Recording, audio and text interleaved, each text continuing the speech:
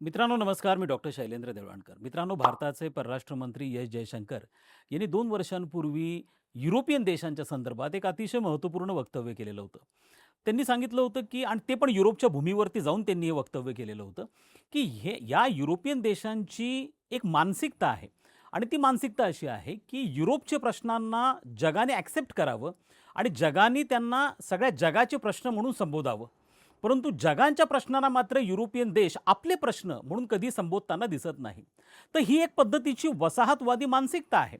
त्यांचं हे जे स्टेटमेंट होतं एस जयशंकर यांचे, प्रामुख्याने भारताने रशिया युक्रेन संदर्भामध्ये ज्या पद्धतीची भूमिका घेतलेली होती, या युरोपियन देशांचं म्हणणं असं होतं की भारताने युक्रेनची साथ द्यावी, भारताने रशियावरती टीका करावी आणि युक्रेन हा युरोपियन देश आहे, त्यामुळे भारत त्याच्या पाठीशी उभा राहावा.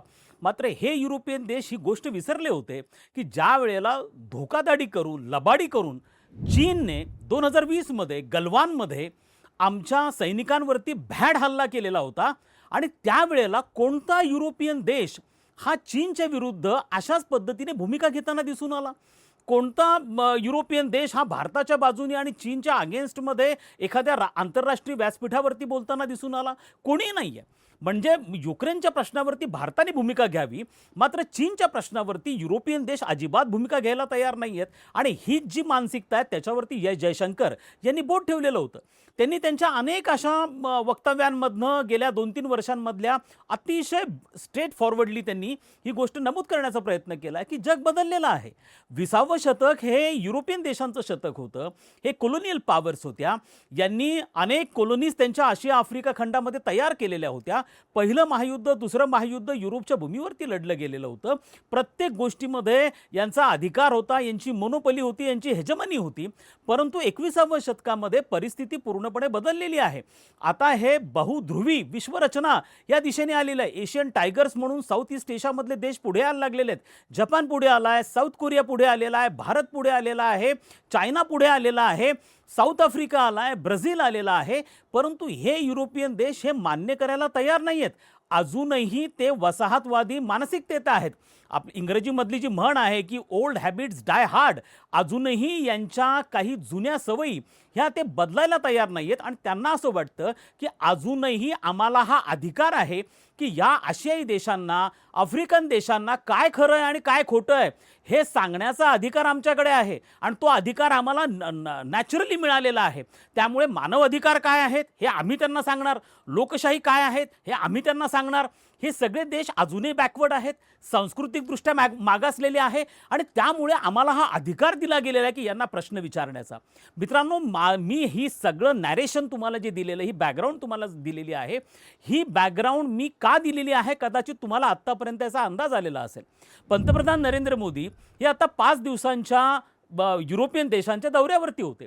त्यावेळेला जेव्हा ते नॉर्वेमध्ये गेले, त्या नॉर्वेमध्ये असताना नॉर्वेमध्ये एका महिला पत्रकारांनी त्यांना अशा स्वरूपाचा प्रश्न विचारला होता की मानव अधिकारांच्या बाबतीमध्ये भारताचं रेकॉर्ड आणि आम्ही भारतावरती काय विश्वास ठेवावा. मित्रांनो, मी त्या व्यक्तिगत पत्रकाराविषयी अजिबात टीका टिप्पणी करणार नाहीये. मी बोलणार आहे या युरोपियन देशांच्या मानसिकतेचं आणि ह्या मानसिकतेचं प्रतिनिधित्व हे पत्रकार असतील हे करत असतात. आणि याचं अनेक वेळा या बाबतीमधलं ज्याला आपण याची उदाहरणं म्हणजे गेल्या तुम्ही 10-15 वर्षांमध्ये बघत असाल की जसं जसा भारताचा प्रभाव हा जागतिक राजकारणामध्ये वाढताना दिसतो आहे, भारत हा केवळ दक्षिण आशियापुरता मर्यादित न राहता आता केवळ जागतिक राजकारणाला दिशा देण्याच्या संदर्भामध्ये भारताची भूमिका वाढायला लागलेली आहे. तसे तसे ह्याच युरोपियन देशांमधले ह्याच मानसिकतेचे लोक पुढे येऊन सातत्याने मानव अधिकारांच्या संदर्भामध्ये भारतावरती टीका टिप्पणी करताना दिसून येत आहेत. आणि त्यांच्या खरं तर अशा लोकांना उत्तरं पण द्यायची गरज नाही आहे. म्हणजे CB जॉर्ज हे आमचे जे अँबॅसिडर आहेत त्यांनी अतिशय सडेतोड उत्तर ह्या सगळ्या गोष्टींच्या बाबतीमध्ये दिलं आहे.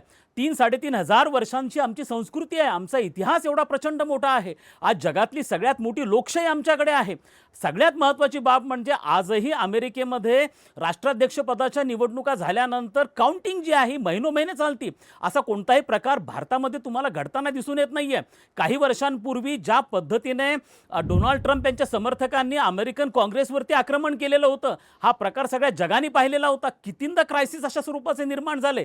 परंतु सातत्याने ह्या देशांना असं वाटतं की आमची मक्तेदारी आहे ह्या सगळ्यांना शिकवण्यासाठी की लोकशाही काय आहे, मानव अधिकार काय आहेत आणि यांनी हे मान्य केलं पाहिजे आहे. मी असं म्हणेल की ज्या पद्धतीची भाषा हे वापरतात, म्हणजे त्या पत्रकाराची पण भाषा अशी की तुम्ही आत्ताच्या आत्ता आम्हाला उत्तर द्या, काय तुमचा रेकॉर्ड आहे मानव अधिकारांविषयी आणि तुमच्यावर आम्ही का ट्रस्ट करायचं. मित्रांनो, मी आता या बाबतीमध्ये जात नाही, परंतु आता ह्या युरोपियन देशांना हे इतकं अवघड चाललेलं आहे ही मानसिकता बदलण्यासाठी. अरे 21व्या शतकातला भारत हा, तुम्ही जसं ह्याच वेस्टर्न स्कॉलर्सनी काही दशकांपूर्वी जेव्हा भारताला स्वातंत्र्य मिळालं त्यावेळेला अशा अनेक प्रकारचे ग्रंथ प्रकाशित केलेले होते, लिहिलेले होते, ज्यामध्ये या देशाला सापांचा देश, या देशांना साधूंचा देश अशा पद्धतीने सांगितलं होतं. यापैकी स्कॉलर्स काही असे होते की त्यांनी सांगितलं की ब्रिटिश आहेत म्हणून हा देश एक संघ होता, ह्या देशाला एक संघ राहणं हे अतिशय अवघड आहे, या देशाचे तुकडे होतील, अशा प्रकारचे प्रेडिक्शन करणारे अनेक अमेरिकन स्कॉलर्स आहेत, अनेक ब्रिटिश स्कॉलर्स आहेत. या सगळ्यांचे प्रेडिक्शन जे आहेत याला आम्ही केराची टोपली दाखवली. आज अत्यंत स्ट्रॉंग लोकशाही म्हणून, एक अत्यंत धर्मनिरपेक्ष देश म्हणून आम्ही आहोत. आपला प्रचंड मोठा खंडप्राय देश आहे, त्यामुळे या देशावरती आरोप करणं अतिशय सहज सोपं आहे आणि ह्याच मानसिकतेमध्ये आता हे देश आहेत. आज तुम्ही लक्षात घ्या की मी थोडी कंपॅरिझन तुम्हाला करतो. आज ज्या नॉर्वेमध्ये हा प्रकार घडला, आज या नॉर्वेचा GDP ग्रोथ रेट बघा तुम्ही काय आहे. या नॉर्वेचा 2026 मधला GDP ग्रोथ रेट आहे 1.5%. भारताचा 2026 मधला GDP ग्रोथ रेट आहे हा 6.5%. जगामध्ये सगळ्यात जास्त GDP ग्रोथ रेट असणारा, हे मी नाही म्हणत, IMF आहे, वर्ल्ड बँक आहे, अनेक आंतरराष्ट्रीय वित्तीय संस्थांचे अहवाल आहेत, सगळ्यात जास्त GDP ग्रोथ रेट असणारा भारत हा देश आहे. मी आता फॉरेक्सच्या विषयी विचार करतो की प्रत्येक देशाच्या तिजोरीमध्ये, जर मी फॉरेन एक्सचेंज रिझर्व्ह असं म्हणेल, की नॉर्वेच्या फॉरेक्समध्ये किती आहेत. नॉर्वेच्या फॉरेक्समध्ये जेमतेम 60 ते 70 बिलियन डॉलर्स आहेत. भारताच्या फॉरेक्समध्ये $700 बिलियन, ते थोडेसे आता युद्धामुळे कमी झाले, $690 बिलियन पर्यंत आपण जाऊन पोहोचलेलो आहोत. आपण ही गोष्ट लक्षात ठेवली पाहिजे की जगातली सगळ्यात 4थ्या क्रमांकाची सगळ्यात मोठी अर्थव्यवस्था आहे, जगाला सगळ्यात जास्त ह्युमन रिसोर्स प्रोव्हाइड करणारा हा देश आहे. अशाच पद्धतीने या वेस्टर्न मीडियाने आम्हाला कोविड काळामध्ये पण अशाच स्वरूपाने टीका केली होती. मी आता नाव घेत नाही, पण अनेक वेस्टर्न मॅगझिन्स असतील, अनेक न्यूज चॅनल्स असतील, यांनी अशा प्रकारच्या बातम्या प्रसारित केल्या होत्या की भारत कोविडची परिस्थिती हँडल करण्यामध्ये कशा पद्धतीने अपयशी ठरतोय. रादर आपण केवळ आपल्याच गरजा कोविडच्या काळामधल्या आपण आपलं वॅक्सिन तयार करून भागवल्या नाही, तर जगाला जवळपास 120 देशांना आपण वॅक्सिन प्रोव्हाइड केलं. सगळ्यात पहिल्यांदा कोविड फ्री किंवा 100% वॅक्सिनेशन करणारा भूतान हा देश आहे, पण भूतानला देखील सगळे वॅक्सिन्स प्रोव्हाइड करणारा भारत हा देश होता. त्यामुळे हे वेस्टर्न स्कॉलर्सच्या पचनी पडायला, ह्या वेस्टर्न कंट्रीजच्या पचनी पडायला हे शक्य नाही आहे. आणि त्यामुळे ह्या मानसिकतेतनं हे बदललेलं जग आहे. 21वं शतक हे आशिया खंडाचं शतक आहे. आशियाई देश आता पुढे यायला लागलेले आहेत, त्यामुळे सातत्याने त्यांना डिवचण्याचा प्रयत्न करायचा आणि जेव्हा जेव्हा शक्य असेल त्या वेळेला मुद्दामून जाणीवपूर्वक मानव अधिकारांचे प्रश्न करायचे. आणि आता ही परिस्थिती लक्षात घ्या की ज्या पत्रकारांनी आम्ही तुमच्यावर का विश्वास ठेवायचा. मित्रांनो, हे लक्षात घ्या, मी अत्यंत जबाबदार पद्धतीने स्टेटमेंट करतोय. आज युरोपियन देशांना जेवढी भारताची गरज आहे ना, तेवढी भारताला युरोपियन देशांची गरज नाही आहे. आज जर तुम्ही बघितलं युरोपियन देशांची अवस्था अतिशय अवघड झाली. कोणत्याही युरोपियन देशांचा विकासाचा दर हा, मग तुम्ही इंग्लंड घ्या, UK घ्या, जर्मनी घ्या, फ्रान्स घ्या, कोणाचाही GDP ग्रोथ रेट हा 2% वरती नाही आहे. आज त्यांच्याकडची बेरोजगारी असेल, त्यांच्याकडे महागाई असेल, जीवनावश्यक वस्तूंच्या बाबतीमधला त्यांच्याकडे वाढलेले दर असतील आणि म्हणून यांना घाई आहे भारताबरोबर मुक्त व्यापार करण्याची. जो मुक्त व्यापार करार 20 वर्ष झालेला नव्हता, प्रलंबित पडलेला होता, तोच त्यांनी प्रचंड घाई केली युरोपियन महासंघाने आणि भारताबरोबर मागच्या वर्षी तो, ज्याला मदर ऑफ ऑल डील असं म्हणतात, तो मुक्त व्यापार करार तुम्ही केला, कारण तुम्हाला गरज आहे भारताच्या वस्तूची. आता मुद्दा लक्षात घ्या मित्रांनो, युरोपियन देशांचं चुकलं काय, यांना सातत्याने ऐशो आरामामध्ये चैनीमध्ये राहण्याची सवय झालेली आहे. यांना पहिले हे कोलोनियल पॉवर्स होत्या आणि त्यानंतर त्यांचं हे स्टँडर्ड ऑफ लाईफ मेंटेन ठेवण्यासाठी यांनी काय केलं, यांनी आपल्या सगळ्या गरजा आउटसोर्स करायला सुरुवात केली. यांनी आपल्या संरक्षणाची गरज जी होती ती अमेरिकेला आउटसोर्स केली. मग अमेरिकेने नॅटोच्या माध्यमातून यांना सिक्युरिटी अम्ब्रेला प्रोव्हाइड केला. यांनी आपला नैसर्गिक गॅस आणि तेलाची जी गरज होती ती रशियाला आउटसोर्स करून टाकली. मग त्यासाठी सगळ्यांची रशियाच्या पाईपलाईन्स आल्या आणि आता यांच्या अवघडल्यासारखी अवस्था झाली. यांना लागणाऱ्या सगळ्या जीवनावश्यक वस्तू, चैनीच्या वस्तू, याची गरज यांनी चायनाला आउटसोर्स करून टाकली. आज हा युरोपियन जो खंड आहे हा इतका प्रचंड मोठ्या प्रमाणावरती चायनावरती डिपेंडंट आहे की मी ज्या नॉर्वेचा उल्लेख करतो, ज्या पत्रकाराने नॉर्वेमध्ये भारताला प्रश्न विचारलेला होता, त्या नॉर्वेचा सगळ्यात मोठा ट्रेडिंग पार्टनर हा चायना आहे. आणि यांनी चायनाला आपल्या सगळ्या गरजा आउटसोर्स केल्या. मात्र प्रॉब्लेम निर्माण झाला. डोनाल्ड ट्रम्प आल्यानंतर डोनाल्ड ट्रम्पने डोळे मोठे करायला सुरुवात केली. त्यामुळे सिक्युरिटीचे प्रॉब्लेम निर्माण झाले. रशिया युक्रेन युद्धामुळे आता रशियाकडनं तेल आणि नैसर्गिक गॅस मिळणं युरोपियन देशांना अवघड झालं. कोरोनानंतर एकूणच चायनाच्या क्रेडिबिलिटीविषयी प्रचंड डाऊट निर्माण झाले.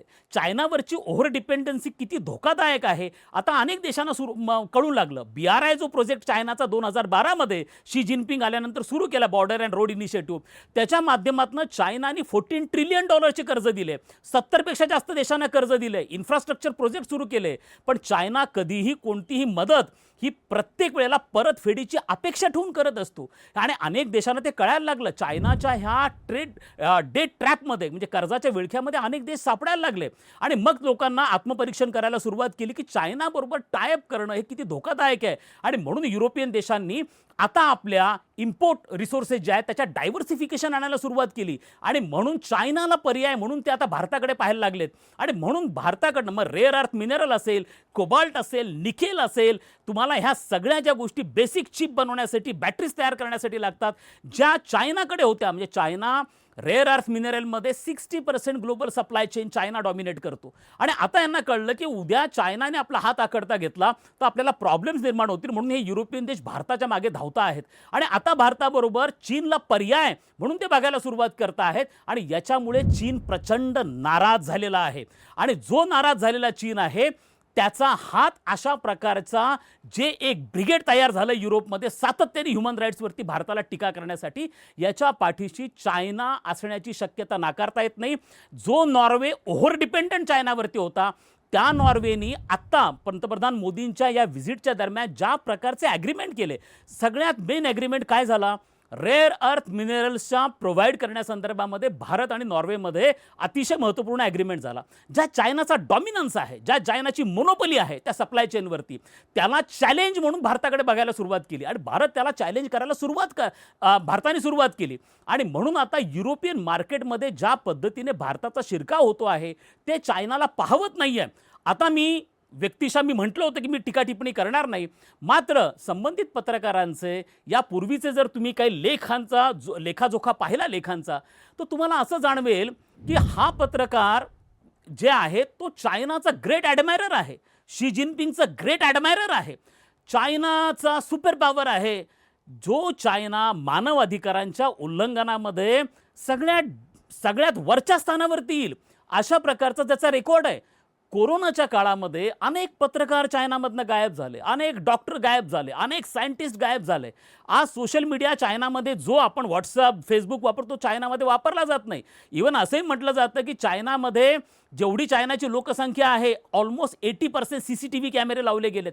प्रत्येकाचं लाईव्ह स्कॅनरमध्ये आहे. कोणालाही गव्हर्नमेंटच्या संदर्भात बोलता येत नाही. त्यांच्याकडचे मोठमोठे इंडस्ट्रियलिस्ट अचानक गायब होऊन जातात. अशा प्रकारचं रेकॉर्ड असताना तुम्ही चायनाचं कौतुक करता, तुम्ही शी जिनपिंगचं कौतुक करता आणि तुम्ही भारताला मानवाधिकारासंदर्भामध्ये धडे देतात की आज. आणि हा सगळ्यात महत्त्वाचा भाग आहे की यामध्ये म्हणजे हे काय पहिल्यांदा घडलंय म्हणून मी या मानसिकतेविषयी बोलतो. मी व्यक्तिगत कोणत्या पत्रकाराविषयी बोलत नाहीये. ही मानसिकता तुम्हाला सातत्याने रिफ्लेक्ट होताना दिसते. पंतप्रधान मोदी जेव्हा 2014 अमेरिकेच्या भेटीवरती गेले होते, 2015 युकेच्या भेटीवर गेले होते, पुन्हा 2019 हाऊडी मोदीचा प्रकार झाला, त्यानंतर 2023 बायडन असताना पुन्हा पंतप्रधान मोदी अमेरिकेला गेले होते. या सगळ्यांमध्ये जर तुम्ही पाहिलं, कधीतरी खलिस्तानवाद्यांचा प्रश्न उपस्थित करायचा, कधी मुस्लिम अल्पसंख्याकांचा प्रश्न उपस्थित करायचा, कधी काश्मीरचा प्रश्न उपस्थित करायचा, कधी 370चा प्रश्न उपस्थित करायचा आणि सातत्याने भारताला त्या संदर्भामध्ये टॉर्चर करा किंवा ह्युमन राईटच्या संदर्भामध्ये टोचण्याचा प्रयत्न करायचा. हा सगळा जो मानसिकतेचा प्रकार आहे ही एक कोलोनियल माइंडसेट आहे. आम्ही म्हणू ती पूर्व दिशा, आम्ही सांगू तसं जगाने वागलं पाहिजे. हा जॉर्ज सोरोस कोण आहे? हा एक जगातला एक असा गर्भश्रीमंत माणूस आहे की ज्याला असं वाटतं की मी सांगेल त्या पद्धतीने जग चाललं पाहिजे. आणि म्हणून नॅरेटिव्ह सेट करण्यासाठी हा व्यक्ती $बिलियन खर्च करतो आणि नॅरेटिव्ह सेट करतो एखाद्या देशाला बदनाम करण्याच्या संदर्भामध्ये. परंतु आता हा जो वर्चस्ववादी ही भूमिका आहे, हा जो कोलोनियल माइंडसेट आहे, हा आता ह्या वेस्टर्न कंट्रीजने लक्षात घेतलं पाहिजे आहे की तो आता बदलतो आहे. तुम्ही आता कोलोनियल पॉवर्स राहिलेला नाही. डिकोलोनायझेशनची, निर्वसाहतीकरणाची प्रक्रिया आता सुरू झालेली आहे. एशियन पॉवर्स आता पुढे यायला लागलेले आहेत. या मानसिकतेला जितक्या लवकर हे जुळवून घेतील, तितक्या लवकर यांच्या अनेक प्रश्नांची उत्तरे मिळतील. भविष्यामध्ये यांना भारताशिवाय पर्याय नाहीये मित्रांनो, लक्षात घ्या.